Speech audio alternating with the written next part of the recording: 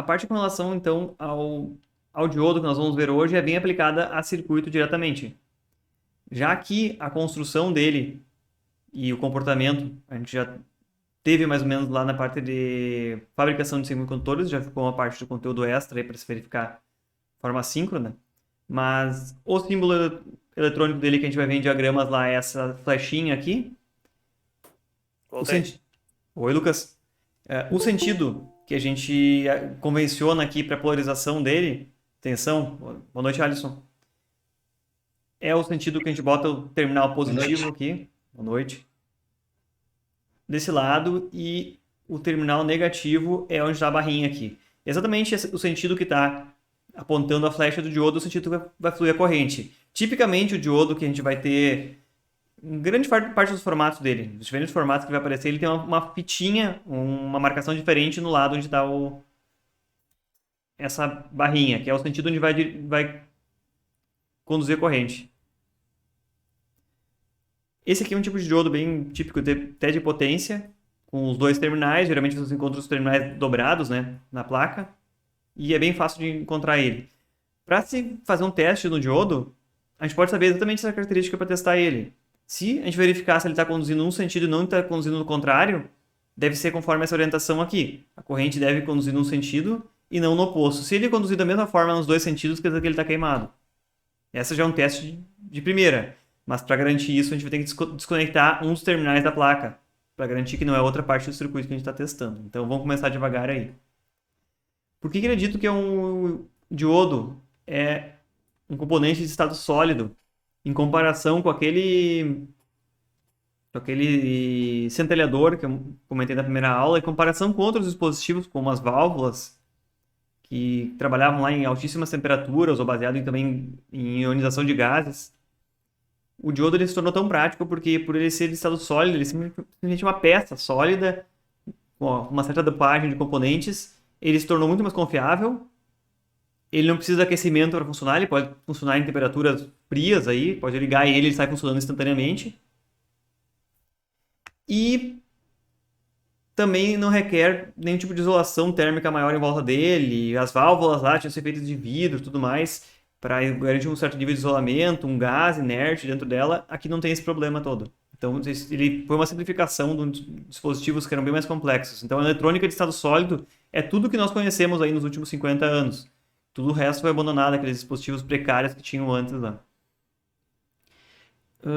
Tipicamente, a gente vai ter lá tensões de joelho, que a gente vai ver na curva dele, em torno de 0,7 volts para quando ele é feito em silício.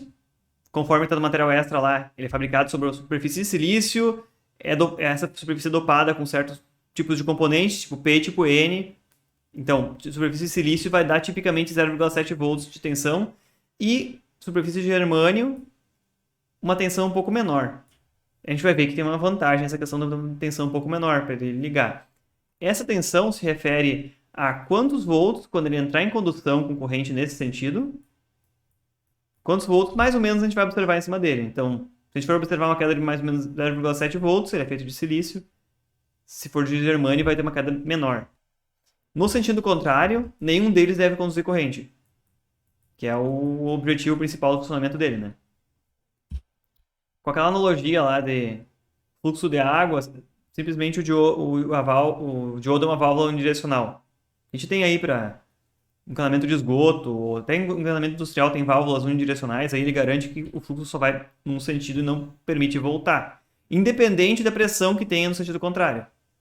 Então, independente da tensão que a gente aplique reversa, ele não permite passar corrente. Se a gente olhar agora, olha só, nós estamos adotando essa mesma convenção, positivo é aqui, negativo é aqui. Agora a gente vai olhar o que acontece, qual é o comportamento dele nos dois sentidos, onde a gente bota tensão aplicada de um lado e aplicada do outro.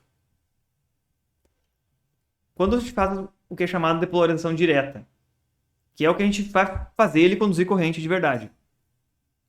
Ele vai ter uma queda de tensão pequena, que é em torno daquele 0,7 volts lá, e praticamente constante, muito pequena. Se a gente olhar naquele diagrama que vocês já viram lá na primeira aula, a gente está falando dessa área cinza aqui, que tem uma tensão muito pequena aqui, porque a linha verde está quase vertical aqui, mas tem uma tensãozinha pequena ainda. também é conhecida como queda de tensão direta ou forward voltage. Eu botei uns termos aqui em inglês no meio, porque a gente vai olhar depois o manual dos componentes e vai aparecer com esses termos. Então a gente volta aqui e dá uma conferidinha depois. O que é o tal termo lá que está no manual do dispositivo, na folha de dados dele lá, no datasheet dele. Folha de dados.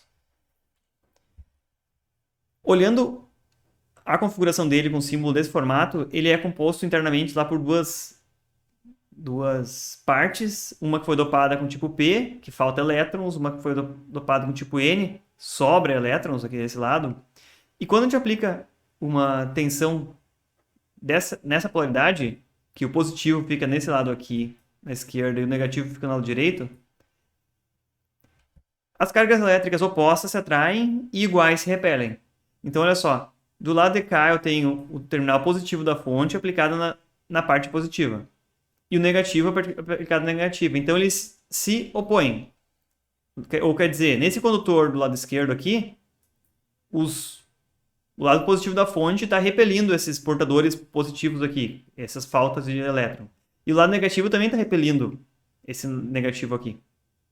Então, quando tiver força suficiente na fonte de tensão para que a gente consiga empurrar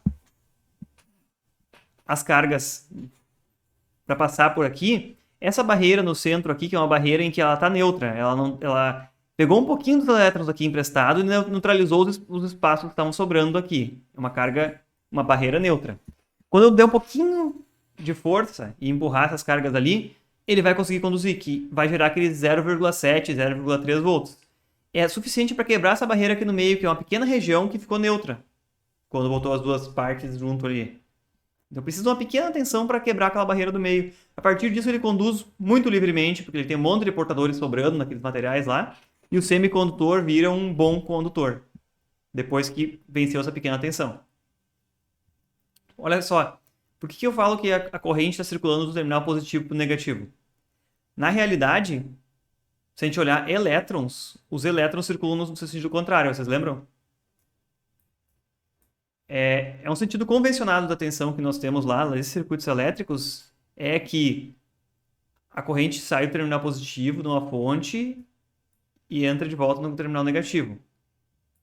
Quando, na verdade, o fluxo de elétrons é o oposto, né? Os elétrons têm carga negativa, então eles correm ao contrário da corrente que a gente convenciona. Nós vamos tratar aqui, como sempre, sendo a corrente convencionada do circuito, que é o que nos importa. Não importa para que lado estão indo os elétrons, o que importa é que a corrente vai correr do terminal positivo, entrar no positivo do diodo, sair do negativo do diodo e voltar para a fonte. Aqui. Mas então ele tem que ter uma pequena força para conseguir vencer essa pequena barreirinha que formou no meio. E aí vocês caem desse joelho aqui. Apesar de ter uma tensão bem pequena direta aqui, a gente vai ver depois que ela tem um certo efeito aí. Porque quando tem uma corrente, quanto mais alta a corrente aqui, tensão vezes corrente, ele dissipa uma determinada potência. Então essa aqui é a aplicação mais útil. Se não tivesse esse estado de aplicação aqui, de permitir a corrente passar, ele não serviria para nada. E o estado reverso, ou polarização reversa, a corrente é quase nula, é muito pequena. Nunca vai existir corrente zero na polarização reversa. Inclusive, se vocês olharem na ilustração aqui, tem uma correntezinha muito pequena, mas está quase sobre o eixo ali. Uma corrente muito pequena e é quase imperceptível. Mas em algumas aplicações se buscam diodos com uma corrente de fuga baixa, principalmente quando se usa uma bateria. Porque um diodo ficando ligado ali durante horas, dias, meses numa bateria, ele vai gastar ela, mesmo que seja com a corrente reversa dele, consumindo. Bem pequena. Mas então praticamente não tem corrente reversa. E o efeito que acontece nesse caso aqui, olha só. Vocês viram que eu inverti a polaridade dessa fonte de baixo, né? Em comparação com a fonte anterior aqui de cima. Ó, positivo aqui e agora positivo do lado contrário.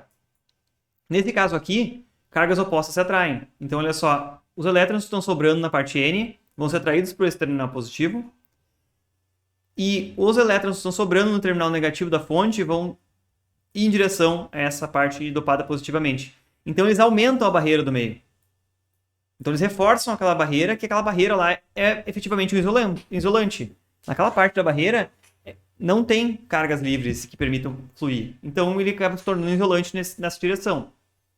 Então, nessa característica aqui, que é botar tensão positiva desse lado e negativa desse lado, aplicada, ele bloqueia completamente a corrente, que é esse canto aqui do nosso diagrama, então. Vamos ver isso aqui, como é que fica, então, montando um circuito que realmente vai usar esse cara aqui, esse retificador. Vou montar um circuito que se chama aqui o retificador de meia onda. Vocês vão entender logo por que se chama meia onda. Eu já pedi que fosse instalado o software simulador, esse LTI Spice. Vocês têm ele instalado e podem acessar ele agora, por favor? Sim, foi instalado, posso usar. Sim. Aqui. Então, eu não sei como é que nós vamos dividir aqui a atenção. Se vocês querem olhar minha tela primeiro, se vocês querem olhar a tela de vocês. Quem sabe eu fazendo passo a passo aqui, vocês só me dizem, ok, fui até aí. Pode ser? Isso, pode ser. Eu abri aqui e comecei uma folha nova, do zero aqui. Acabei de criar aqui, ele chamou de Draft 3 aqui. Professor, Sim. eu não tenho. Eu tô só no celular aqui, eu tô sem computador. Semana Ok. que vem eu falo. Eu posso ir te mostrando aqui e depois tu acompanha e tenta realizar isso aqui, então? Pode ser? Aham. Ok, quando puder ir acompanhar junto do computador é melhor. Pra já ir dando uns passinhos a mais aí. Então, a gente está aqui, e aqui na barrinha de cima, aqui do lado da mãozinha, aqui tem alguns componentes, e eu vou pedir para vocês puxarem aqui primeiro um resistor, que vai ser a nossa carga, que é onde vai realmente fluir, gastar energia. Larguei o resistor aqui, cliquei com o botão direito em cima do R, e ele vai deixar digitar o valor que está ali. Eu vou botar 150 ohms, 150 só. Vocês tentam fazer aí? Vão acompanhando?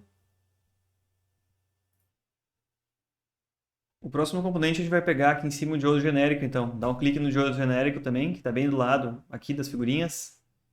E eu vou largar uma vez ele aqui em cima do R1. Ele já está apontando na direção que eu vou querer que ele conduza, então já está ficar todo para baixo.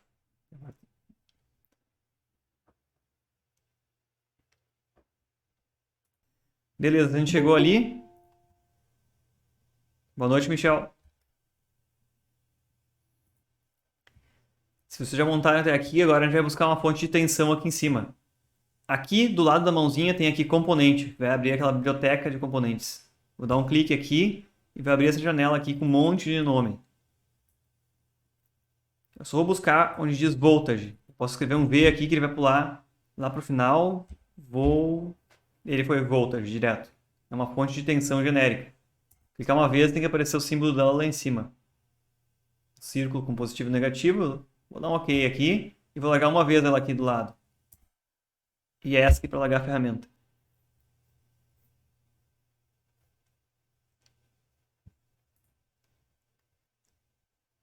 Quem já conseguiu ir adicionando, nós vamos ligar agora, conforme está o esquemático lá. Eu vou pegar a ferramenta que tem um lápis aqui em cima, diz Wire, Fio. Então eu vou só mexer na bolinha do mouse aqui, rolei para dar o zoom correto que eu quero. Vou clicar no Wire, vou vir no terminal da fonte, vou clicar uma vez lá em cima, vou clicar uma vez para a direita e vou clicar uma vez no terminal do diodo. Vou pegar o outro terminal da fonte, vou clicar um pouco mais para baixo, sobe, vou clicar no terminal do resistor R1 e vou ligar o resistor R1 no diodo também. Fiz um circuito fechado aí com uma fonte, o diodo e o resistor. Aqui nesse simulador a gente tem que... Conseguiram aí? A linha no lápis ali? A linha no lápis, isso aí, wire. Tá. Ao lado desse símbolo de terra aí, que está do lado do wire, vai ter ainda um Azinho, que é onde a gente bota nomes para os fios. Então a gente vai botar nome em alguns fios aqui para nos facilitar a identificação quando a gente simular ele, para afinal ver o que a gente está simulando. Então eu vou botar um terminal aqui que se chama fonte, que vai realmente ser a tensão que tem na fonte, e a outra eu quero botar aqui no meio, entre o diodo e o resistor, que eu vou chamar de... Vou apertar ESC aqui, clicar de novo no mesmo botão para dar outro nome. Vou chamar de carga aqui, que é o que efetivamente vai ser entregue para o nosso resistor. Já que eu não quero botar esse nome de lado, eu vou botar aqui no meio, um pouquinho afastado do diodo e do resistor, à direita. E eu vou dar um ESC para largar e vou puxar um fio até onde eu botei esse esse nome aí, carga. Então, eu vou passar um fio passando por cima dele aqui. Aí pronto, tá? Esse nome está conectado naquele fio entre o resistor e o diodo.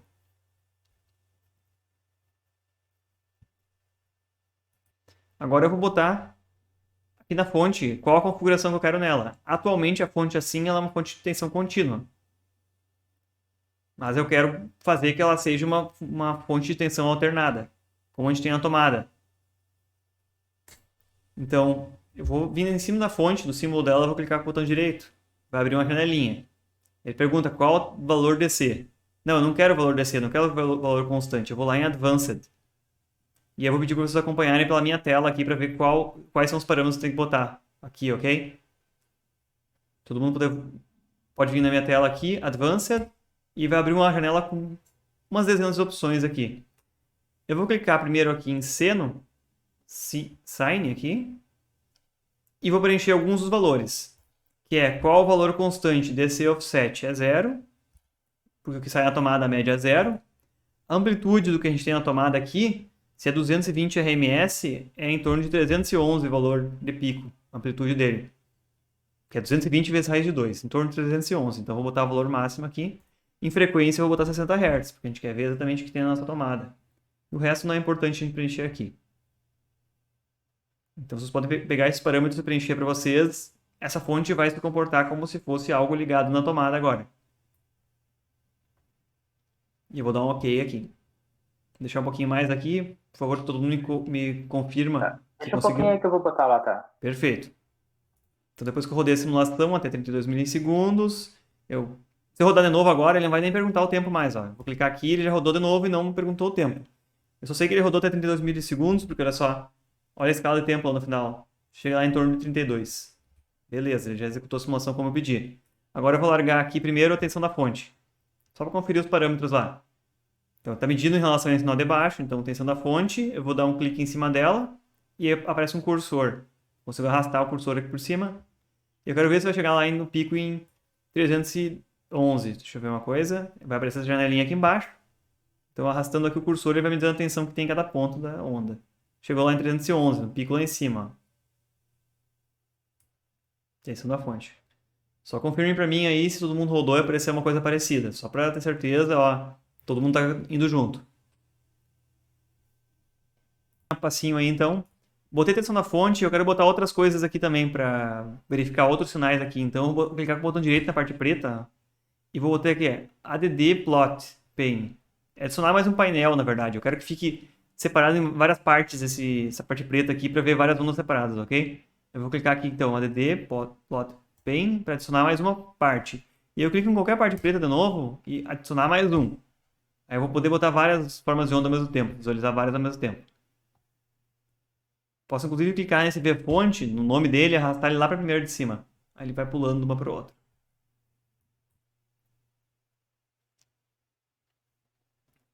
Alisson e Carlos, tá dando para seguir junto aí?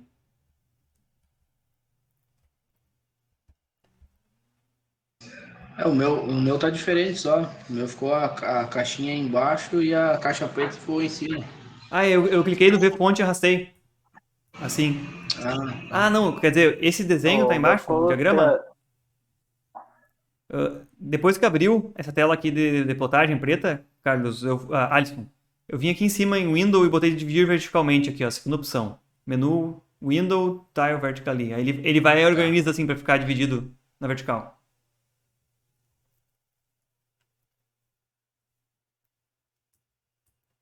Então, eu botei o meu lá para cima. Eu vou voltar um pouco aqui na aula para apontar o que eu quero que a gente vá medindo agora aqui. Ó. O que é para observar? A tensão da fonte, a tensão na carga, que é no resistor, né, de carga, a diferença de tensão no diodo, que fica no meio do caminho. Então eu vou adicionar essas três formas de onda aqui, ok? Primeiro eu adicionei aquela V-fonte. Agora para botar no painel do meio, eu vou dar um clique com o botão normal aqui, botão esquerdo no meio, e vou clicar aqui em carga, no nó do circuito escrito carga, e ele vai adicionar ali. E aí para adicionar o do diodo, tensão do diodo, aí vai ter um procedimento diferente. Se quiserem acompanhar comigo aqui na minha tela, eu vou clicar no painel de baixo, terceiro, uma vez com o botão esquerdo. Agora, como eu quero pegar a diferença de tensão que tem no diodo, a tensão de um nó menos a do outro, para ver quanto tem em cima dele, eu vou clicar no nó fonte e arrastar até o nó carga aqui, ó. Aí ele vai pegar, como se tivesse uma medida com duas ponteiras, né? Então, eu clico numa e arrasto até a outra e ele adiciona lá embaixo, ó. Se vocês olharem o nome que aparece aqui, aparece ó, V fonte, vírgula carga. Quer dizer, eu peguei uma medida de tensão diferencial, ó. Vou excluir ela daqui só para mostrar. Eu cliquei uma vez com o botão esquerdo no painel, clico em fonte e arrasto até carga. Agora ele pega a diferença da tensão nos dois terminais.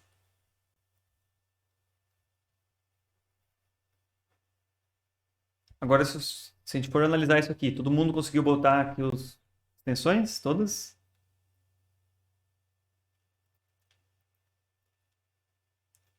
Essa de cima é o que sai da fonte, que é isso aqui.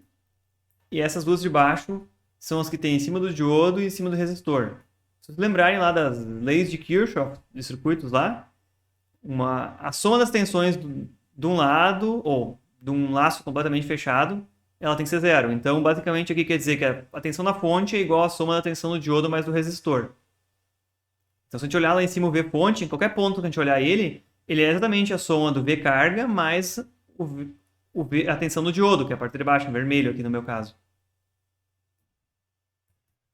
E a gente pode seguir, ó. V carga, que é a tensão no resistor, ela vai crescendo à medida que a tensão da fonte sobe também. Que é aquela parte positiva, né? Nessa parte positiva aqui, praticamente o V carga é praticamente igual ao V fonte. Porque quando a tensão da fonte fica positiva, conduz o diodo e praticamente a carga recebe toda a tensão.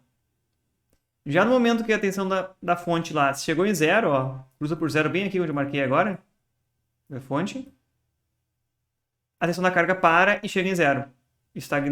Ficou estagnada aqui. Todo esse primeiro ciclo aqui, eu vou marcar aqui na parte de cima, o diodo ficou em condução direta, né? Em condução, polarizado diretamente em condução, por isso tem corrente na carga. Como é que a gente sabe que tem corrente na carga? Porque tem tensão.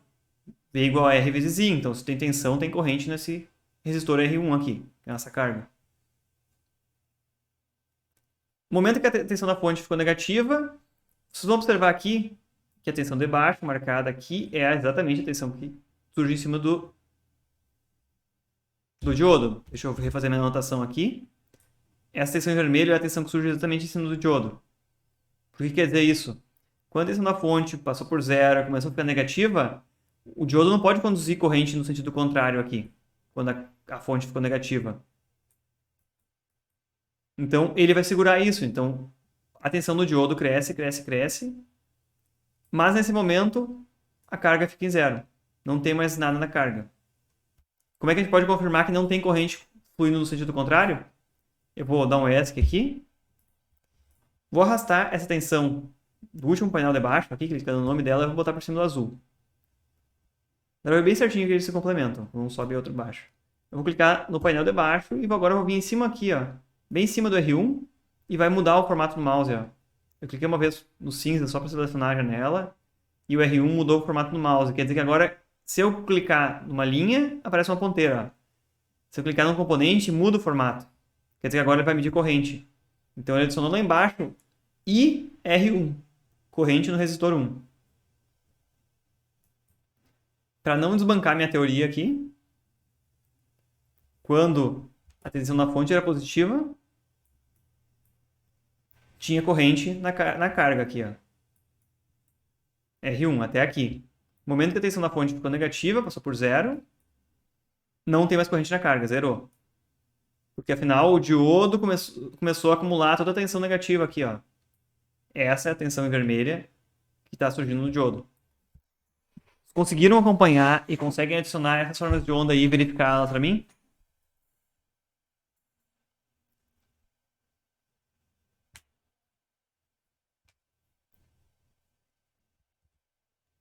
Agora vocês conseguem dizer por que se chama um circuito retificador de meia onda? Que só passa para a carga a metade, né? A outra metade da onda simplesmente fica retida pelo diodo, então a parte negativa do ciclo ela se perde. Mas isso não é uma coisa negativa, a questão de se perder não é ruim. Essa é uma forma bem fácil de fazer o controle de dimerização. Por exemplo, intensidade luminosa lá. Se você pega uma lâmpada e liga ela direto na rede sem nenhum diodo, pensa nessa situação. Não tem diodo, ele é um curto-circuito. Toda a potência da rede é entregue para a lâmpada, ela brilha o máximo possível. Se eu boto um diodo em série, eu tenho aproximadamente metade da potência da lâmpada só. Porque só metade do ciclo passa para ela.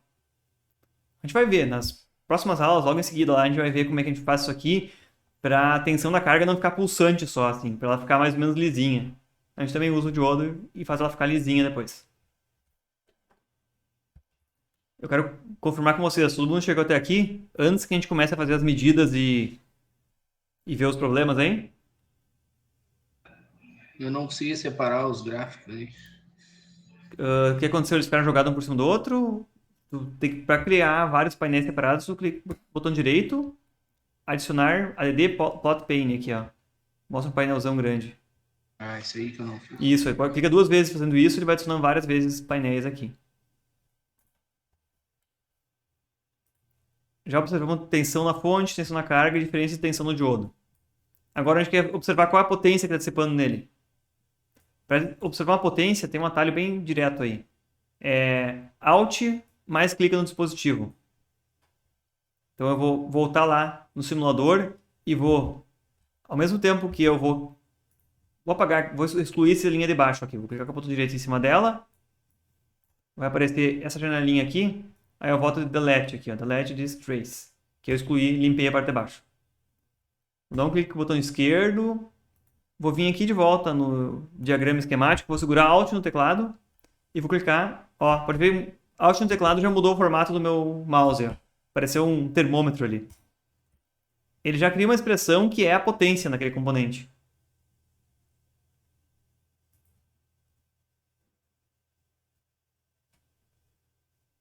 Então, ele criou uma forma de onda que representa a potência, que na verdade é tensão vezes corrente, né? Vai ver quanto ele está gastando aqui. Na potência dá para ver bem certinho que essa potência pulsa positiva quando tem corrente no diodo. Interessante. Quando a potência fica positiva, tem corrente na carga e tem a tensão direta do diodo, que é pequenininha lá, 0,7 volts. Mas quando o diodo bloqueia, que é na segunda parte aqui, ó, quando ele fica, a tensão da fonte fica negativa, o diodo bloqueia, então fica uma tensão grande no diodo. Só que naquele momento não tem corrente, então a potência do diodo cai a quase zero aqui, ó. Bem, nada praticamente. Então o representativo, a potência realmente que vai dissipar a energia nele, vai aquecer o diodo e vai ser prejudicial, ocorre ao mesmo tempo que a carga está conduzindo. Conduz a carga, o diodo dissipa um pouco de energia também. Depois que ele bloqueia, é potência zero, praticamente. Vocês conseguem adicionar também essa representação, essa forma de onda aí, de potência?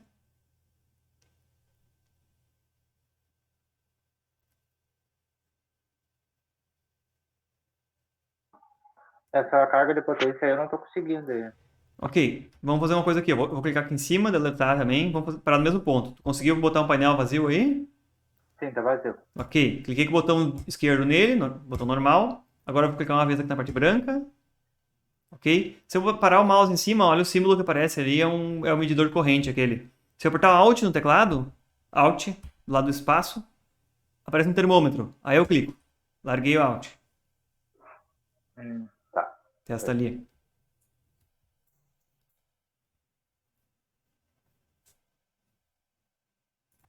Agora aqui, a gente vai fazer uma medida de potência média, que é o que nos importa aqui. Eu vou parar o mouse em cima aqui, ó, do nome, que diz aqui, ó, V fonte, vírgula carga, asterisco, vezes, e diodo. Parar o mouse em cima e segurar Ctrl. Aí eu vou clicar em cima uma vez com o botão esquerdo. Aí ele vai me dizer na janelinha aqui, ó, o intervalo, final do intervalo o intervalo vai de 0 a 32 milissegundos, que é o tempo que a gente simulou. E average, que é a média daquele sinal que a gente clicou, é 584 miliwatts. É tipo meio watt, né? 0,584 watts. Tem miliwatts aqui. Essa é a potência que está sendo dissipada no diodo. Então a gente adiciona faça o procedimento e verifique se para vocês tem que dar um valor exato. Aqui, se a gente botou o mesmo valor na simulação, tem que dar na tampa para vocês. 584 miliwatts, meio watt dissipado em cima do diodo. Deu certo. Pareceu o mesmo valor ali. Deu certo? Beleza. E eu vou pedir outra coisa aqui. Clica o botão esquerdo em... Tanto faz, qualquer um desses painéis que tiver aqui. Vamos pegar o primeiro, o do meio aqui, pode ser. E aí eu vou clicar em cima do diodo para exibir a corrente que circula nele, ok? Que é o mesmo que circula no resistor, mas vou clicar uma vez no diodo e vai ver que vai largar uma outra linha aí com os pulsos mais engraçados aí. Porque, nesse caso, a corrente está mostrando na direita a escala e as tensões estão lá na esquerda a escala. Então eu botei aqui para aparecer uma linha pulsada aí, que se eu observar a grande parte aqui fica em 0, e dá um pico aí, chega próximo dos 2 amperes, mais ou menos, 2.1, por aí.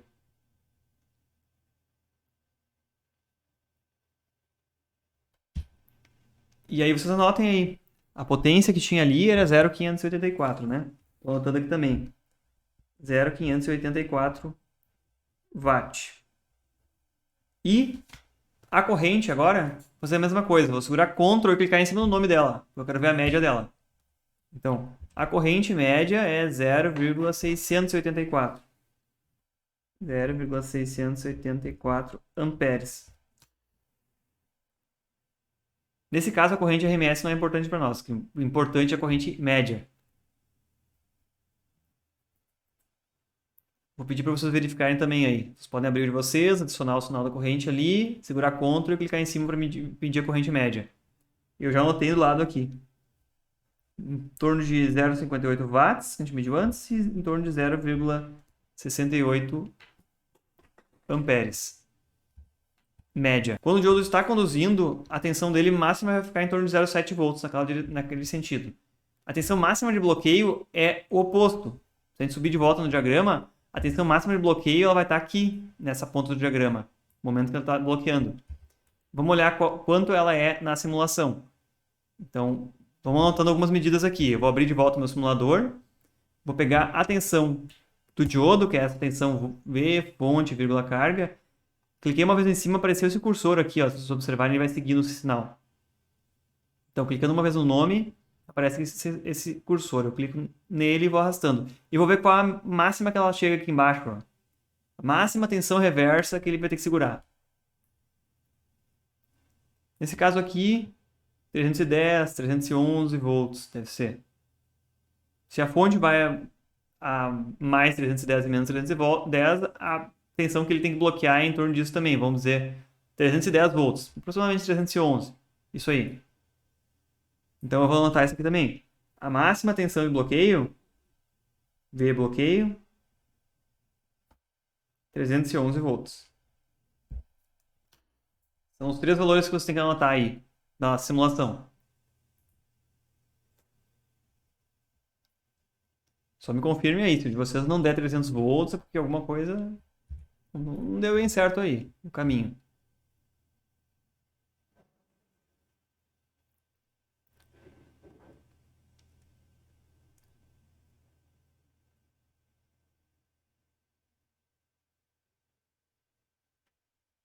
Antes de encerrar a simulação e ir para a próxima parte, que a gente vai olhar as especificações dele, vou dar uma sugestão só, se vocês quiserem fazer isso aqui, ó.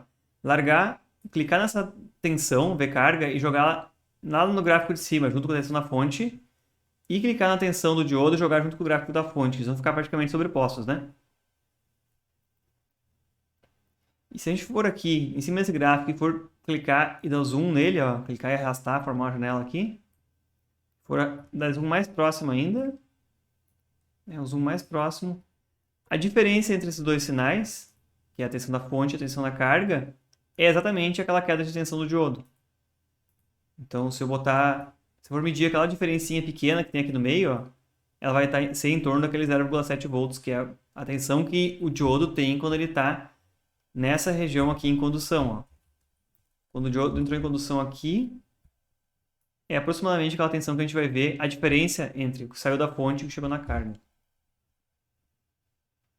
Mas isso aqui é só uma questão de poder visualizar elas bem sobrepostas. Como a gente está com uma tensão bem alta, né, 311 volts, é muito maior do que 0,7. Então é quase imperceptível, né? Para nós não dá muita diferença isso. Encerramos aqui a primeira parte da atividade. A segunda parte agora, a gente vai tentar identificar a partir desses dados que a gente colheu da simulação, que é tensão direta, tensão de bloqueio 311 volts, corrente média 0,684 amperes e potência 0,584.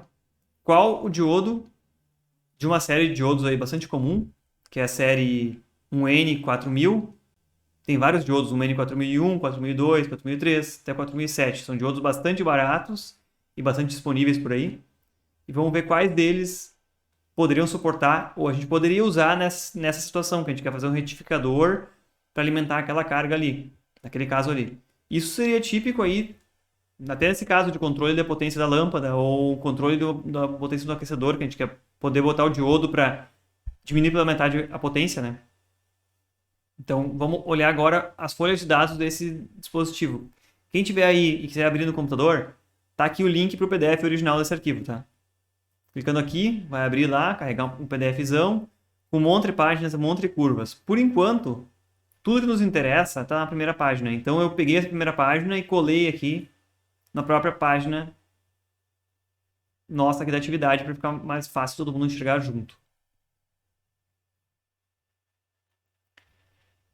Eu escolhi essa série de diodos aqui, que são diodos de silício, por serem bastante baratos mesmo. A gente vai dar uma olhada para ver o que são as características principais. Em primeiro lugar aqui é que ele traz o óbvio para nós, que ele mostra o símbolo do diodo e como fisicamente o componente é.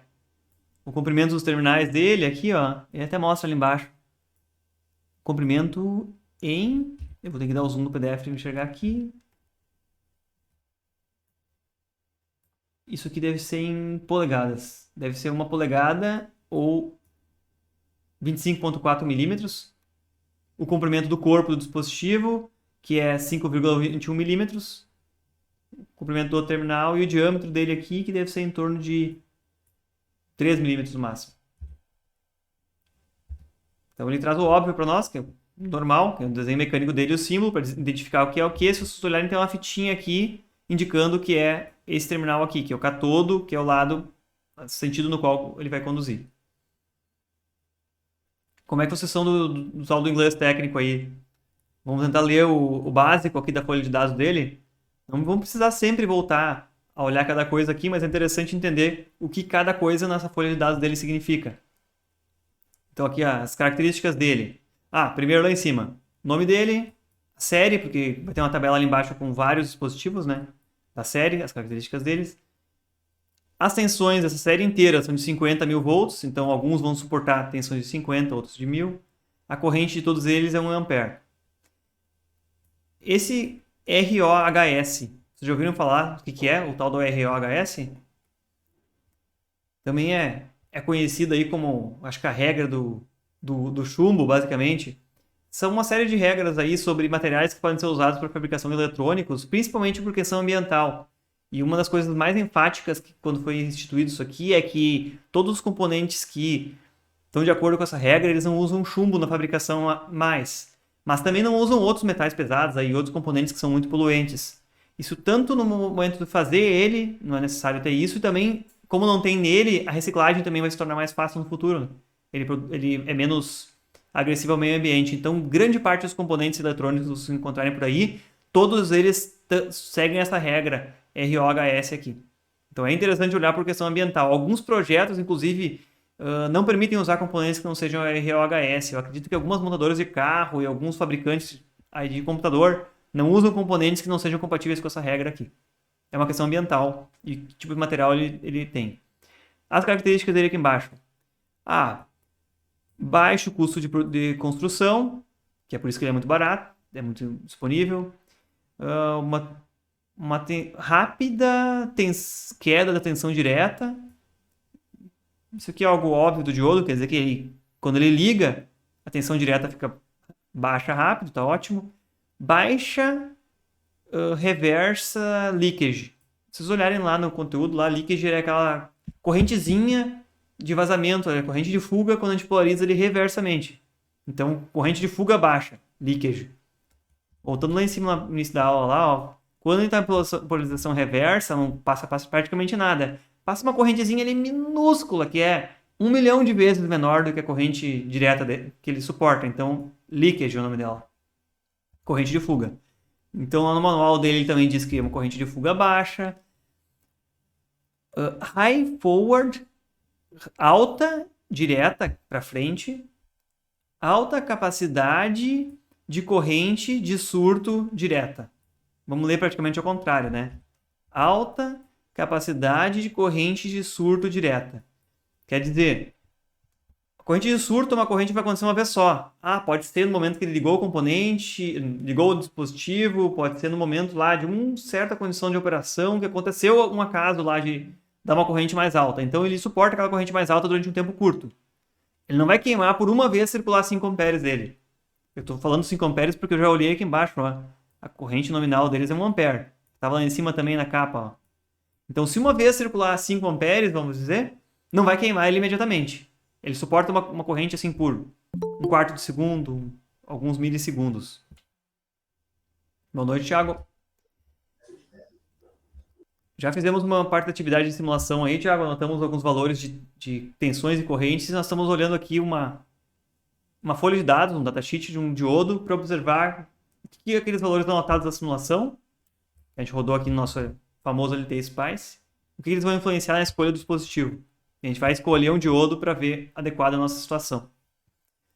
Se o pessoal anotou aí também, eu vou largar na minha tela aqui também, que eu tenho anotado aqui que a potência dissipada no diodo é 0,584 watts. A corrente. Boa noite, Thiago. Não, tranquilo aí.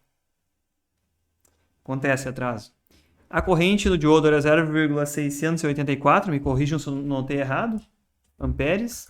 E a tensão de bloqueio era em torno de 311 volts, que era a mesma tensão da fonte. Tensão de bloqueio. Isso aqui são dados simulados do diodo. Ok. Potência dissipada.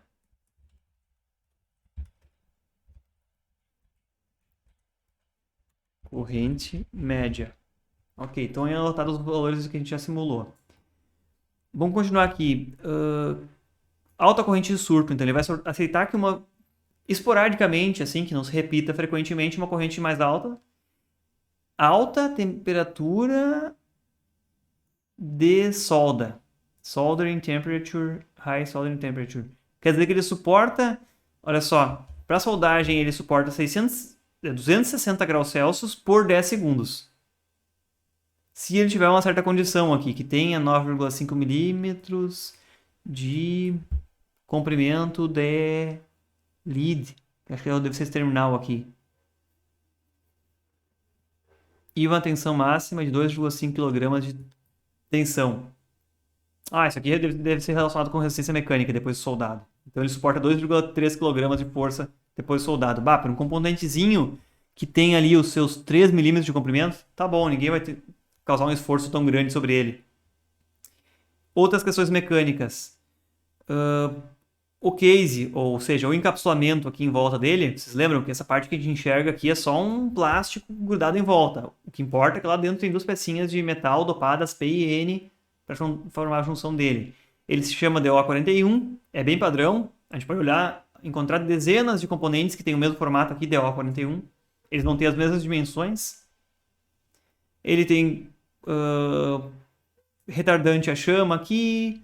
A polaridade é indicada no catodo por uma band, por uma faixa. Então é isso que eu falei ali, ó. Tem uma faixinha no catodo, que é esse lado aqui, onde tem a linha, ó, corresponde àquela faixinha. Então a gente sabe a polaridade. O terminal dele é plated, sobreposto aí, e soldável conforme um certo padrão lá de especificação de qualidade, o método tal, não é importante para nós. Não importa a posição de montagem, mounting position N, quer dizer se montar na vertical, horizontal ou diagonal, para ele vai funcionar. O peso dele é aproximado 0,34 gramas. Só para a gente olhar aqui os dados completos dele. Isso aqui não é tão importante para nós, mas é interessante saber interpretar cada parte do manual dele.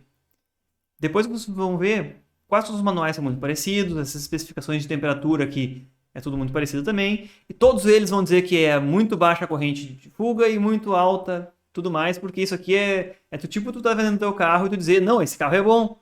Como é que tu diz isso? Ah, ele tem uma pequena corrente de fuga e uma corrente direta boa. Ah, tu diz isso de forma genérica, não importa que carro seja. Então, todos os fabricantes dizem de uma forma parecida.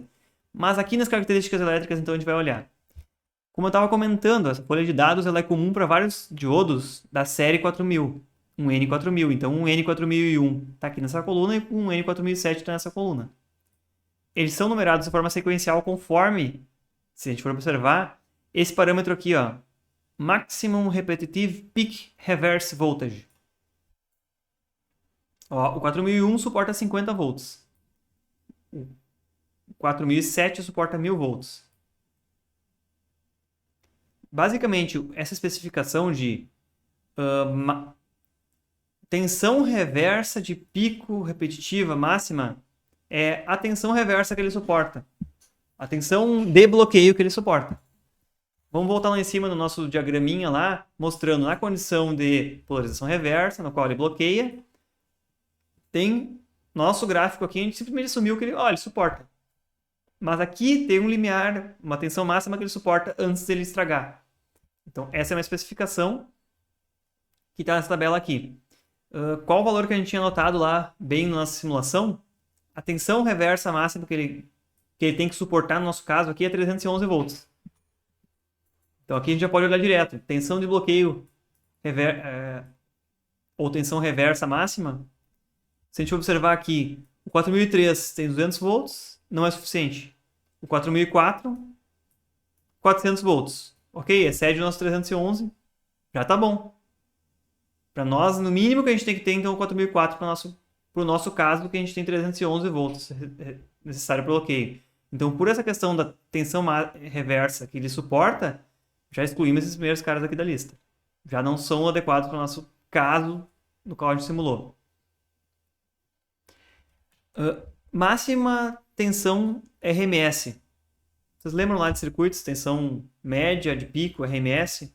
No nosso caso aqui, como a gente olhou a tensão de pico, reversa, vai ser mais ou menos correspondente. A relação entre elas é aproximadamente raiz de 2. Então, se ele suporta 311 volts pico, como é a nossa fonte era senoidal, isso corresponde a 220 RMS. Então, se vocês olharem, suportou 311 de pico, excedeu, né? 400. Também excede 220 RMS. Então, nas duas medidas dá a mesma. Mas o importante é olhar a de pico sempre, porque às vezes pode ser que a de pico não seja uma onda senoidal bonitinha. Então, melhor olhar a de pico. 311, 400 volts excede. Tá ótimo, vai suportar. Máxima tensão de bloqueio constante. Olha bem, a tensão de pico que ele suportava era 400 volts, a tensão constante que ele suporta é 400 volts. Então ele suporta sempre 400 volts, não importa. Boa noite, Cristiano. Estamos olhando aqui uma folha de dados de um diodo e observando as especificações dele. Então a gente já simulou e viu que a tensão de bloqueio é essa. E agora nós vamos olhar essa especificação aqui, ó. Maximum Average Forward Rectifier Current. Boa noite, Cristiano. Quer dizer, lendo de trás para frente, né? Corrente retificada, forward é para frente, direta, média, máxima. Ok, eu pedi para vocês medirem lá a corrente média, lembra? Ó, corrente média a gente mediu na simulação, 0,684 amperes. Então, só para confirmar aqui, eu não dei uma bola fora, não pedi para vocês procurarem uma série de diodos que não suportasse. Essa série aqui, todos eles suportam 1 ampere. Corrente direta. Beleza, perfeito. Estou indo um a um aqui as especificações dele. Vamos ler de trás para frente essa próxima especificação aqui. Corrente de surto forward, ou seja, para frente, direta, de pico. Então ele suporta 30 amperes que não seja algo repetitivo. Quer dizer, uma vez só, durante a partida, durante alguma situação excepcional, ele suporta 30 amperes e ele não vai estragar por esses 30 amperes. Não é ficar ligado durante 1 minuto, é ligar e durar uma fração de segundo, assim, ó. Ligou e já deu. Essa é a corrente de surto que ele vai suportar, 30 amperes. Eu não pedi para vocês medirem, porque eu vi que não daria, mas vamos olhar no nosso circuito lá qual seria a corrente de pico que nossa simulação ele atingiu. Eu vou pular de volta agora lá para nossa simulação. Se eu não tivesse adicionado aqui essa forma de onda, eu vou adicionar de novo. Vou clicar no painel vazio e vou lá clicar em cima, bem no meio do símbolo do diodo, sem segurar nada no teclado. Ele adicionou aqui corrente no diodo. Eu vou clicar uma vez em cima do nome dele, vai aparecer um cursorzinho que se eu mexer, ó, vai seguindo ele. Então esse diodo aqui, eu vou parar mais ou menos perto do pico aqui em cima e vou olhar qual a corrente ele deu aqui embaixo. A corrente que deu aqui, mais ou menos no pico, onde eu botei o cursor, é 2,06 amperes. E vou repetir o que a gente fez antes lá. Eu segurei Ctrl e cliquei bem no nome do diodo, da forma de onda. 0,684 ou 684 miliamperes, para confirmar aquela medida. Beleza? Então, os dois valores das especificações dele, que são, ele tem que suportar, ele suporta no máximo 1 ampere, no máximo 30 amperes por um período curto. Nas nossas medidas, a gente viu que o nosso caso de pico ele deu só 2 amperes e média deu 0,6 amperes. Então esses caras suportam aqui. Não vai queimar ele por isso. Olha que interessante aqui. Um dado para nós não é tão interessante. É só do fabricante fornece. Que é a tensão direta instantânea máxima. Quer dizer, quando der a máxima corrente direta, que é esses 30 amperes, vai surgir a tensão direta 1.1 volt. O que é essa tensão direta? Quando eu vou ligar ele, vou subir lá em cima do nosso diagrama de novo, na condição em que ele ligou, polarização direta. Normalmente a gente vai estar operando aqui em torno de 0,7 volts e aqui com a corrente nominal dele, que é 0,6 amperes. 0,68 amperes. Mas se der um pico e subir aqui e disparar aqui na curva, por algum motivo, aquela corrente de surto lá, o máximo que ele vai chegar aqui embaixo na tensão direta é 1,1 volt, né? Foi isso que a gente mediu ali embaixo, a gente viu na folha de dados. 1,1 volt é praticamente, 1,1 volt é a tensão máxima que ele vai ter. Perfeito, isso aqui é basicamente as especificações que a gente tem que ter para que a gente consiga escolher ele. Então a gente viu que a única especificação que restringia aqui era a tal da corrente da tensão reversa de pico repetitiva máxima que ele vai ter que suportar, que eu chamei também de tensão de bloqueio, né? A gente mediu essa tensão de bloqueio na simulação e restringiu o que a gente tem que ter no mínimo, então, o 1N4004 para cima. Esses outros caras aqui não funcionam. Como eu disse, na simulação eu estava rodando com um diodo genérico, né? Não tinha um modelo especificado. Aqui a gente olhou, a partir dos dados de simulação, a gente pode escolher um diodo e a gente vai montar e vai funcionar. Não vai queimar ele, pelo menos.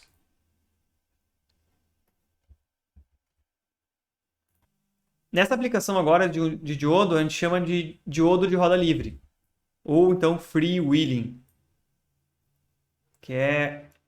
O diodo, vocês observarem aqui, ele está, na condição normal de operação do circuito, ele está reversamente polarizado. Quer dizer, normalmente ele não conduz. A gente vai montar exatamente esse circuito aqui, eu só vou dar uma olhada geral nele antes de começar a montagem, olha só. A gente tem uma fonte aqui, que nesse caso é uma fonte constante, não é senoidal. A gente tem aqui em cima qualquer elemento que comute, que ligue e desligue. Aqui pode ser o quê? Pode ser um interruptor eletrônico, como um transistor, como a gente vai montar aqui, pode ser com relé, pode ser um comutador mecânico qualquer, pode ser uma tecla mesmo, mecânica.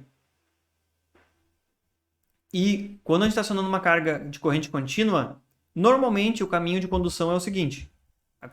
Sai a corrente da carga, passa por esse interruptor que está ligado, passa para a nossa carga, que aqui é um indutor e um resistor em série. Representa o quê? Pode ser um motor, pode ser uma bobina, pode ser outra carga indutiva qualquer. Tem uma indutância aqui, 10 mH. Volta para a fonte. Então, esse é o caminho normal da corrente. Vocês lembram a característica de um indutor qualquer com relação à corrente? Qual era a característica lá do indutor? O indutor tende a manter a corrente. Vocês viram aí, devem ter arrancado os cabelos ouvindo falar lá em circuitos de que o indutor tende a manter a corrente. Corrente constante do indutor. Qual o efeito da corrente constante no indutor? Um equipamento de solda a arco usa isso. No momento que você toca ali, usa o eletrodo, ele passa uma corrente enorme. Assim que você começa a abrir, tem um indutor ali com tanta energia armazenada que ele joga a energia ali e ioniza o ar que tem ali. Tão alto a sobretensão que ele gera ali. Porque ele se opõe à variação da corrente. Ele tem energia armazenada no campo magnético e tende a manter a corrente constante. Então, eu liguei essa carga e tem corrente circulando. No momento que eu desligar esse interruptor de cima aqui, abrir o circuito, essa corrente não pode instantaneamente desligar. Ela não pode parar de soco. Então, a gente dá um caminho, olha só, a corrente está circulando pela carga, a gente dá um caminho para que ela circule por esse diodo de volta para cima e faça uma volta aqui e se dissipe aos poucos. O que aconteceria se não tivesse esse diodo aqui, de roda livre? Tentei interromper a corrente com esse interruptor aqui de cima, só tentei. Eu vou começar a tentar interromper a corrente, essa carga indutiva vai causar uma sobretensão enorme, a ponto de destruir o que tiver no meio do caminho. Se isso aqui for um comutador mecânico, um relé, ele vai causar um faiscamento ali dentro e vai dissipar num arco dentro do relé. Se for um comutador eletrônico, um transistor, que consegue comutar mais rápido que um relé, ele pode tanto ter uma sobretensão absurda no transistor, ele pode chegar inclusive a causar um arco entre os terminais do transistor. Se for uma carga razoavelmente grande de indutiva. E o mais comum que vocês vão ver, ele simplesmente vai explodir o transistor. Vai dar uma sobretensão tão grande aqui que essa energia vai ser dissipada rapidamente sobre o transistor e ele vai explodir. Pronto. E queimou o circuito. Então, esse diodo nessa configuração, ele é simplesmente um dispositivo de segurança e é necessário. Porque cada vez que você for desligar essa carga, ele tem que ter um caminho para o qual vai circular essa corrente. Enquanto eu vou abrindo o simulador aqui, vocês já viram algum circuito com isso aqui? Ou já ouviram falar desse efeito alguma vez?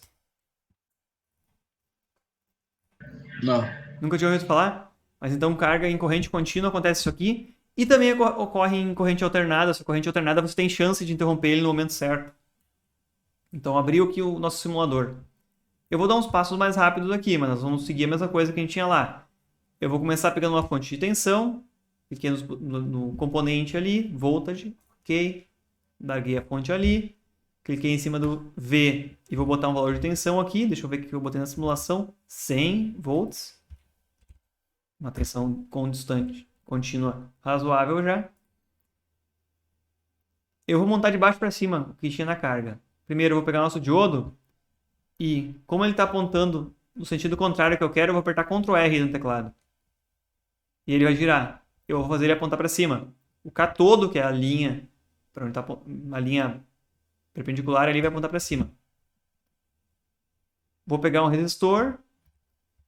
Eu já simulei com 50 ohms. Esse resistor vou botar mais à direita aqui. Insere com ele o indutor. Vamos dar valores para eles aqui. O resistor vai ter 50 ohms. E o indutor vai ter 10 mH, que já é uma indutância razoável. Eu acho que um primário de um transformador, desses transformadores, rebaixador mesmo, 220, 110, 60 kVA que a gente tem em casa, deve ter mais que 10 mA, tá? Mais que 10 mH, que é a indutância no primário. Agora eu vou puxar aqueles componentes que estão lá em cima. Que vocês vão ver que são coisas diferentes aqui. Esse componente aqui se chama NMOS, que é um transistor de efeito de campo. Não nos importa muito como ele funciona. Importa a gente puxar ele e botar ele aqui e procurar qualquer modelo aí de transistor que suporte 100 volts. Esse modelo, sem dúvida, suporta. Então, a gente vai pegar... Vamos lá em componente de novo.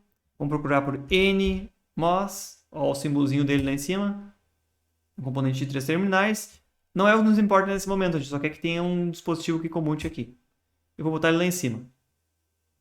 Larguei ele. ESC. Vou precisar de mais uma fonte. Essa fonte vai só fazer o papel de ligar e desligar aquele transistor para nós. Então, para essa fonte, eu vou pegar a ferramenta de cópia aqui, duas folhinhas iguais, vou clicar na outra fonte e vou copiar para cá. E vamos montar o circuito conforme já está montado lá. Peguei a ferramenta do lápis lá, vou desenhar os fios aqui. Vou desenhar aqui a carga, vai ficar ligado em paralelo com o diodo. Tomar cuidado aqui para seguir bem as conexões. Senão vai ter algum comportamento maluco que a gente não vai conseguir acompanhar depois. Eu já vou dando nome aqui a alguns nós para facilitar a visualização depois. O nó que está aqui na nossa carga indutiva, vou chamar de carga. Então, o nó que está na fonte, vou chamar de fonte. Lá em cima, fonte.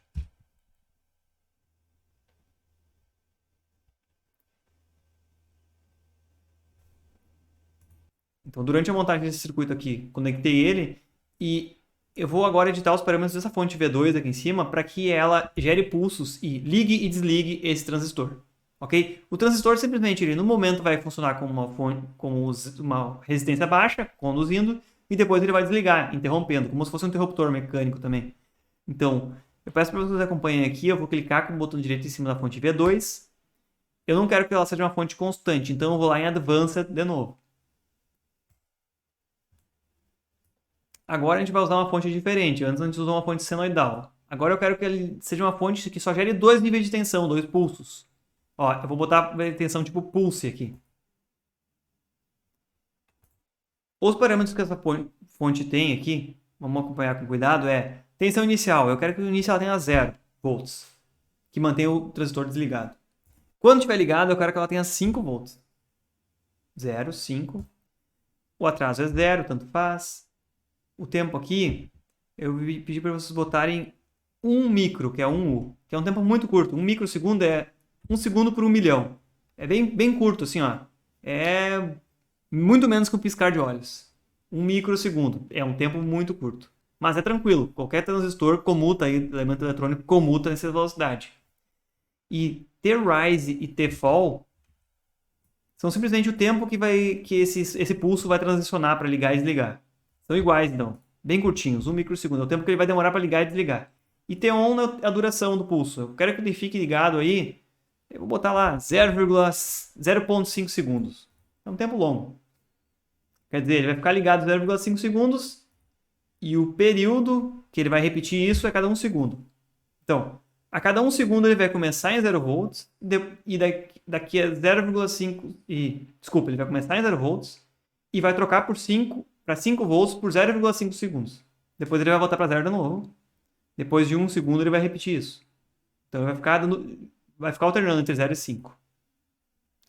Só o que nos importa aqui são esses parâmetros para que ele ligue a carga e desligue a carga. Liga a carga e desliga a carga. E a gente vai ver o que acontece quando a gente tenta desligar a carga.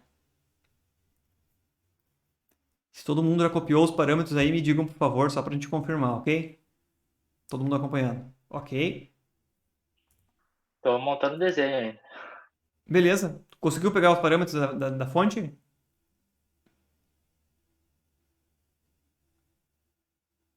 Sim, já anotei aqui. Beleza, então tá. Tá desenhando ainda, né? Vamos com calma aí. Desenhei, botei lá em cima o nomezinho aqui com a fonte. Nomezinho, ferramenta A aqui, botei carga também. Alisson, tá conseguindo ali?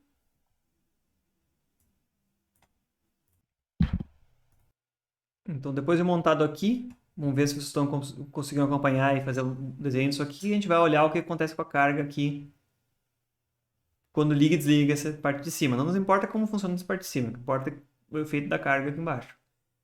A carga é alimentada com 100 volts no momento. A corrente chega até 2 amperes, que é aproximadamente 100 volts dividido por 50 ohms aqui. 2 amperes aqui passando. Depois disso, esse interruptor de cima vai interromper a corrente, vai para 0 volts a tensão da carga e a corrente dela cai a 0 amperes também. Agora que a gente já executou a simulação, espero que vocês tenham conseguido chegar até aqui, mostrando que a carga liga e desliga, tem corrente ligando e desligando. Como eu tinha comentado, o indutor tende a se opor à variação da corrente. Então, se a gente for dar um zoom aqui, quando eu estou exibindo o gráfico da corrente, só clicar aqui em volta, formar um quadradinho aqui, bem a transição, vocês vão ver que a transição não é absolutamente abrupta, é suave por causa desse comportamento do indutor, que armazena energia. E o interessante aqui, vocês vão ver, é que tem corrente circulando pelo indutor, e aí eu interrompo o caminho da corrente, que vinha circulando lá de cima. Esse caminho vai assumir e vai circular pelo diodo. Como é que eu consigo mostrar isso? Eu vou clicar uma vez nesse gráfico e vou adicionar a corrente do diodo também. Vendo no diagrama e clicar aqui, em cima do diodo. a gente vai ver aqui naquele momento da transição... Ah, ficou ruim ver um por cima do outro, né? Vou excluir o gráfico de cima e vou puxar a corrente do diodo aqui. Bem no momento da transição, não tem nada de corrente no diodo, num instante, e de repente, quando interrompeu, assume completamente a corrente da carga e decai no diodo na medida que decai aqui embaixo também. Então, a corrente está circulando pela carga. Quando eu corto o caminho dela aqui em cima, ele assume e começa a circular tudo por aqui. E surge uma tensãozinha mínima aí, 0,7 volts só. Aqui, nessa parte. Agora vem uma parte que eu vou sugerir para vocês o que aconteceria se não tivesse esse diodo ali no meio do caminho. Isso aqui a gente não faria na prática, porque na prática a gente queimaria ou talvez até explodiria alguns componentes. Mas eu vou sugerir para vocês só para ver o efeito. Ó. Eu vou pegar a ferramenta de cortar aqui da tesoura e vou excluir um pedacinho do fio aqui, perto do diodo. Só para não ter como essa corrente circular. Ok? Eu vou deixar aqui nos gráficos, no gráfico de cima eu vou botar tensão na carga, ok? Então, antes era bem comportado, não simulei ainda. Ó. A tensão na carga era 100 volts. Interrompeu a corrente da carga. O diodo, vou pegar a transição aqui. O diodo conduziu a corrente e a tensão na carga simplesmente caiu para zero. Beleza.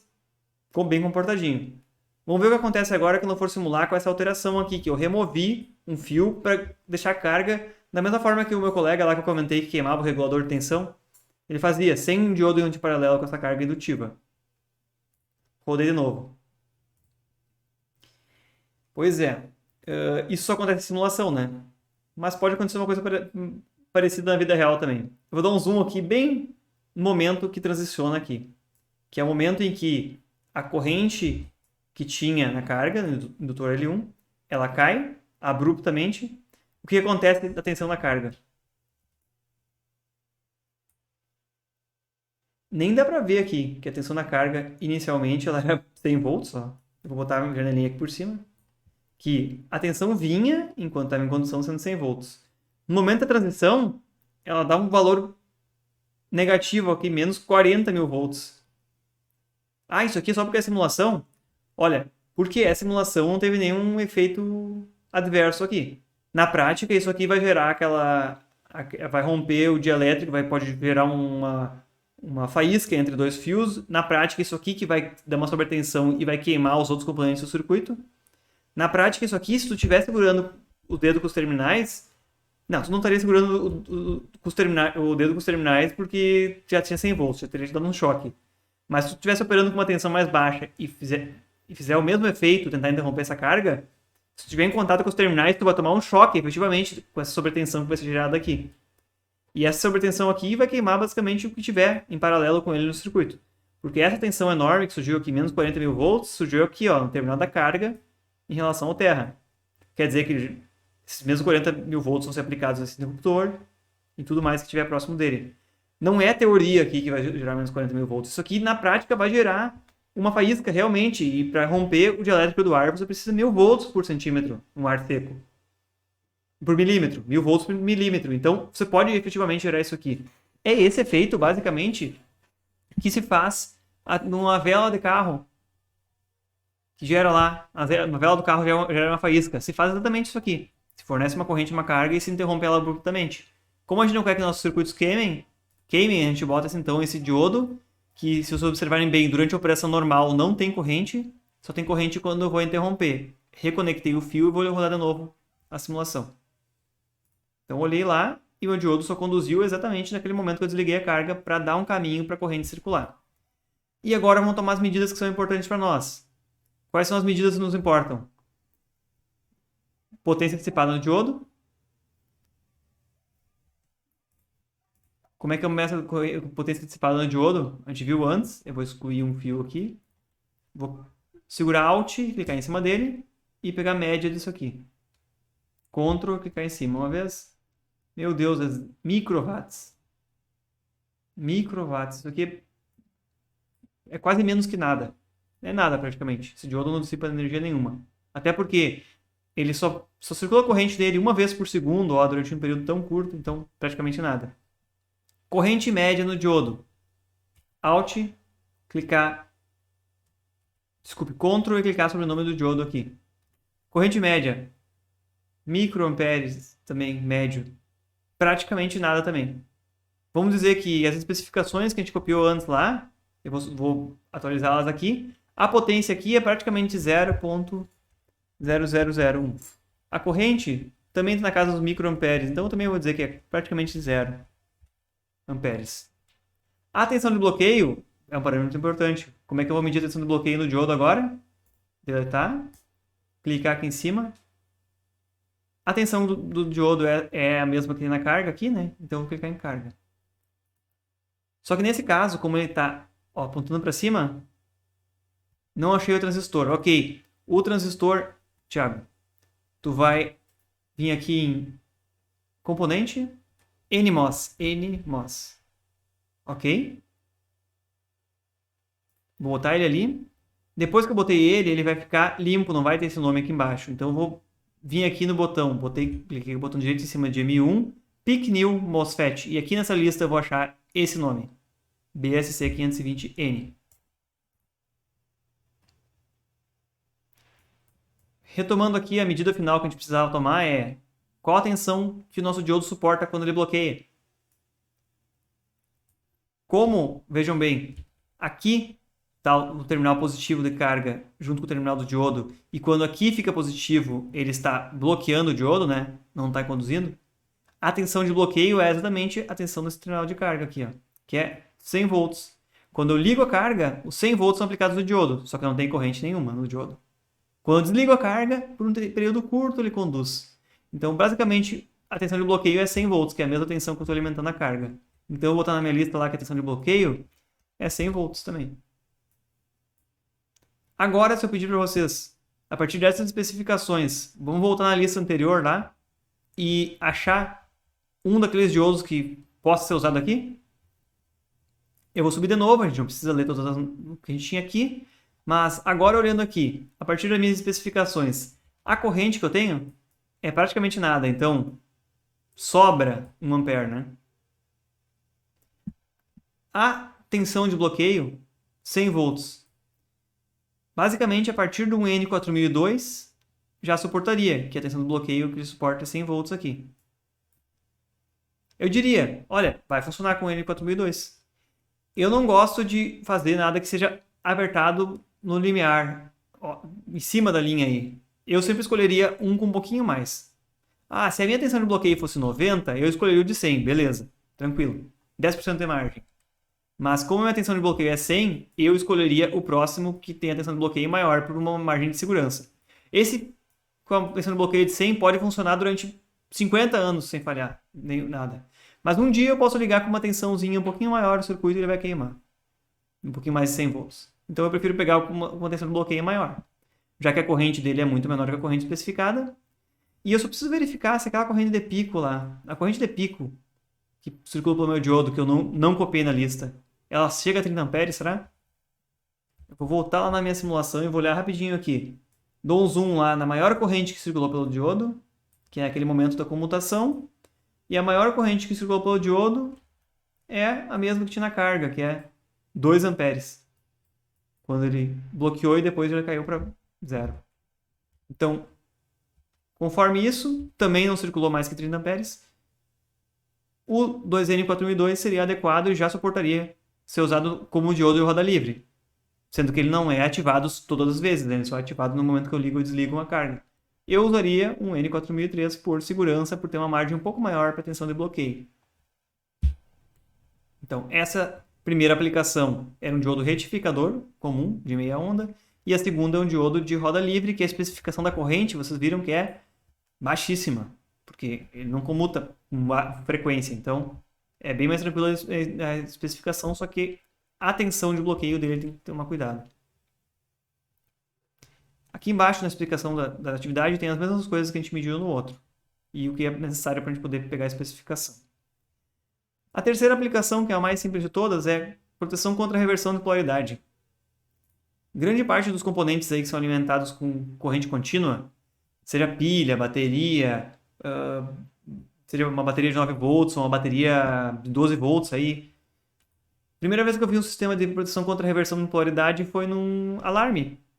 vai ligar uma bateria no alarme, a bateria para que ele mantenha o alarme ligado na falta de energia, né? Geralmente, os alarmes têm um diodo na entrada, no terminal da bateria, exatamente para evitar que, por um acaso, o instalador, sem querer, ligou a bateria com a polaridade inversa e ele não queime todo o circuito. Ele simplesmente bloqueia e não permite, não chega a tensão nenhuma dentro do circuito. Então, vocês vão encontrar um monte de diodo de proteção de reversão de polaridade em tudo que é dispositivo. Na semana passada eu abri um controle remoto de um carrinho de controle remoto, que é alimentado com uma bateria de 9 volts. A bateria de 9 volts ela é encaixada. E é muito simples alguém, uma criança, alguém que for montar, não olhar ali que diz onde é o positivo e o negativo e botar a bateria virada, por acaso. Nesse caso, esse diodo de proteção de reversão de polaridade simplesmente não deixa passar tensão nenhuma se eu botar a bateria virada, por um acaso. É um diodo que custa, eu acho que 10 centavos de real. É uma corrente muito baixa, uma tensão de bloqueio muito baixa. E vai salvar de você queimar o circuito e vai salvar um monte de reclamação de um monte de clientes dizendo que o circuito nunca funcionou. Na verdade, o cliente botou a bateria virada sem querer, né? Aí, até explicar, vale a pena gastar aqueles 10 centavos daquele diodo. Aqui tem uma explicação de o que acontece se eu exceder a tensão nominal máxima de bloqueio. Que é aquela tensão que ele suporta, reversa lá. É uma boa prática escolher um dispositivo com uma tensão um pouquinho maior do que a maior tensão que tu planeja que ele bloqueie. Não vai estar errado se eu escolher uma tensão de bloqueio 3 vezes maior do que eu preciso. Não está errado. Só que eu vou gastar mais e talvez eu tenha mais perda de energia. Porque o mesmo dispositivo que bloqueia com a tensão maior, ele costuma também conduzir com uma tensão um pouquinho maior, por causa da forma que ele é fabricado. Lembra, as únicas variáveis que a gente tem para fabricar ele são aquelas de diferente tamanho, que o silício dele vai ser fabricado, e quanto mais vai ser dopada uma camada ou outra. Então, em geral, tem um compromisso aí. O dispositivo que vai suportar uma tensão de bloqueio muito maior, reversa, também vai conduzir e vai conduzir com uma tensão maior, um pouquinho mais de 0,7. Então, geralmente, a gente pega uma tensão de bloqueio mínima necessária. Vai ser uma solução econômica, em questão de custo do dispositivo fabricado, e menos perda de energia. O que acontece depois, se eu exceder a tensão nominal máxima de bloqueio? Eu precisava ter os 311 volts lá para diodo para funcionar. E se eu botei um diodo de 200 volts? Talvez ele não vai queimar imediatamente. Talvez ele vai operar um tempo, porque a tensão nominal dele é muito menos do que a tensão que realmente a curva vai fazer a volta aqui. O fabricante não dá um dispositivo com valor enforcado. Ele pode funcionar com um pouquinho mais. Mas pode ser que se eu fabricar 3, 4 unidades, uma delas, essa curva caia um pouquinho antes do que as outras. Todas elas na tensão nominal vão funcionar bem. Mas uma e outra unidade pode ser que queime imediatamente assim que eu ligar. Pode ser que queime daqui a 15 minutos. Porque eles estão sujeitos a estresse maior do que especificado. Alguns diodos, em algum tipo de circuito, ele vai queimar e ele vai explodir imediatamente. E ele não vai voltar a funcionar como diodo, esquece. A gente vai ver em tipos de diodos especiais que tem diodos que são feitos para funcionar nessa condição reversa aqui. E que essa curva aqui de tensão reversa que conduz é boa para nós, em algumas ocasiões. Não é do retificador comum, tá? O que a gente viu até agora, a gente sempre vai pegar um retificador comum com uma tensão de bloqueio maior do que é necessária. E a última situação aqui, que eu não vou pedir para vocês simulem, eu já trouxe o circuito e já vou abrir ele para a gente olhar só os valores direto, o que acontece quando eu trabalho com um circuito de baixa tensão, vamos dizer, abaixo de 10 volts. Eu montei um circuito simples aqui que representa como funciona um carregador de bateria, para carregar uma célula como de lítio aí, de 3,7 volts nominal. Ela tem um pouquinho menos que 3,7 volts quando ela está descarregada. Eu acho que pode baixar de 3 volts até. Eu simulei aqui com 3,5 volts. E para ser um pouco real a simulação, eu botei 0,3 ohms em série, que é como a bateria se comporta quando ela está descarregada. Ela tem uma resistência em série que aparece nela. Nesse caso aqui, se eu simplesmente pegar uma fonte senoidal e botar um diodo retificador no meio do caminho, eu já consigo carregar a bateria. Tem um monte de carregadores que funcionam assim. Eles são simplesmente um diodo, não retifica nem a onda completa, meia onda, como a gente viu lá. E cada ciclo, ele carrega um pouquinho mais a bateria, vai carregando a bateria. Quando chegou a um certo nível, ele liga um LEDzinho para indicar que, ok, terminou de carregar a bateria. Desliga ela. O que acontece nesse caso? Um diodo retificador comum, ele tem em torno de 0,7 volts quando ele conduz. Que voltando lá em cima no nosso diagrama, é essa tensãozinha aqui, ó, quando conduz. Mas, como eu estou trabalhando, olha só, em torno de 0,7, mas a tensão que eu estou alimentando é 3,5. 0,7 é bem representativo aqui. O que quer dizer isso? 0,7, se eu for fazer uma conta, ó, 0,7 dividido por 3,5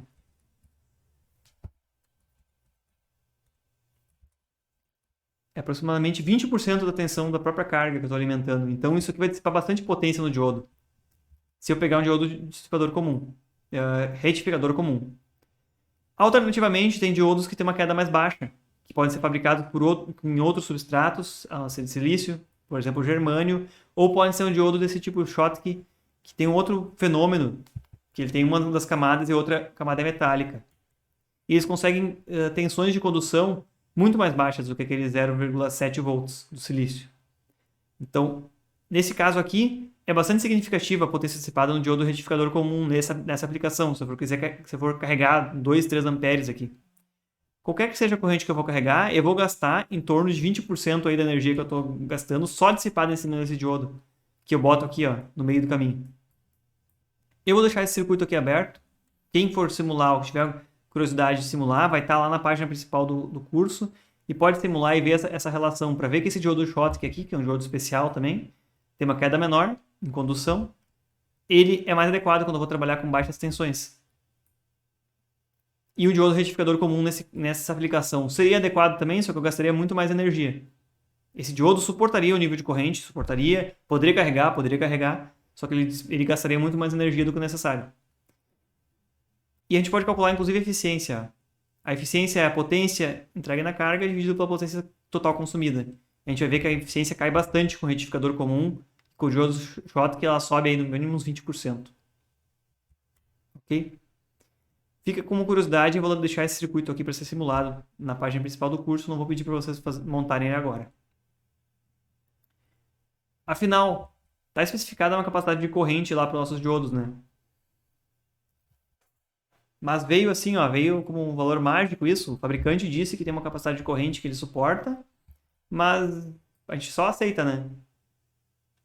Na verdade, só para a gente entender isso aqui, a capacidade de corrente tem a ver com quanto sobe a temperatura interna do diodo durante a operação. Não a externa, a interna. Que é lá dentro daquelas duas partes, o P e o N lá, aquilo lá, pelaquela junção que passa a corrente.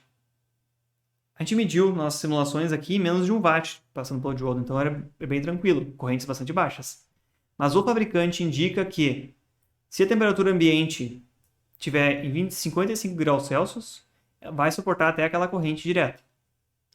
O efeito por trás disso é que a potência dissipada vezes a resistência térmica do encapsulamento, ela causa um aumento da temperatura interna. Isso, se a gente olhar direitinho para as unidades, é watt vezes graus Celsius por watt, corta o W, né, o watt, sobra só graus Celsius, se a gente fizer a multiplicação. Isso causa um certo aumento de temperatura em graus Celsius. Quer dizer, em relação à temperatura externa do componente, lá dentro a temperatura sobe. E chega num ponto em que aquela junção P e N lá já não funciona direito, ou ele derrete, ou ele sofre um dano irreversível. Então, a temperatura final de operação dentro do componente, ela é resultado de temperatura ambiente vezes mais a potência dissipada vezes a resistência térmica. Não tem nada a ver com resistência elétrica, tá? Ela simplesmente diz que quanto menor o componente, maior o aumento de temperatura para uma mesma potência dissipada. Esse é um dos motivos claros porque a gente tem diodos nesse formato aqui, que é um encapsulamento bem comum, TO41, como a gente viu naquela folha de dados lá embaixo, que é esse mesmo aqui, ó, DO41. Ou a gente tem componentes maiores, com carcaça metálica, com uma área grande de dissipação de energia, para que eles consigam dissipar potências maiores e não suba tanto a temperatura interna. Então, esse valor aqui de corrente, ele não é um valor mágico, ele é determinado pelo quanto internamente o dispositivo é aquecido ao circular essa corrente aqui dentro. A gente vai voltar mais isso aqui em outras aulas. Mas então, fica por aqui hoje essa essa parte do conteúdo, a gente viu 2 aplicações do diodo, a gente viu como medir e como pegar a especificação do diodo, né? E se a gente voltar lá na página inicial da disciplina, tem uma tarefa como tarefa complementar aqui, tempo complementar, e que eu não vou pedir ainda como entregar, não é uma tarefa avaliativa, mas eu quero que vocês deem uma olhada rápida, porque a gente vai entrar em diodos especiais nas próximas aulas. Até agora a gente viu um diodo chamado diodo retificador comum. Talvez a gente dê um passinho aí no diodo Schottky, que é um retificador com uma característica especial. Mas a gente vai ver que tem diodos tipo diodos rápidos para alguma certa aplicação, diodo tipo Zener, um LED, que é o diodo emissor de luz, e fotodiodo. Se vocês puderem dar uma pesquisada rápida e olhar o que se usa cada um desses 4 tipos de diodo, a gente vai dar um passinho mais adiante na próxima aula. Vamos dizer, o conteúdo vai ser mais tranquilo de iniciar. Vocês podem pesquisar onde vocês quiserem aí. Tem esse Mundo da Elétrica, que tem uns artigos bem legais, esse site. Tem a apostila, que eu deixei lá um PDF na página principal do curso, e que tem todos os conteúdos que a gente vai ver aqui também. Ela tem de uma forma resumida também na apostila, do professor Rodrigo Fuentes, inclusive, deu a disciplina ano passado. E ou outras preferências que vocês tiverem aí. Tem muito vídeo no YouTube legal, tem muito conteúdo que não precisa ficar lendo. Tem um vídeo legal aí sobre isso. Mas dê uma olhada aqui só do que se trata esses 4 tipos de diodo. Diodo rápido, diodo Zener, LED e fotodiodo. Próximas aulas a gente vai abordar cada um deles separadamente aí em detalhes.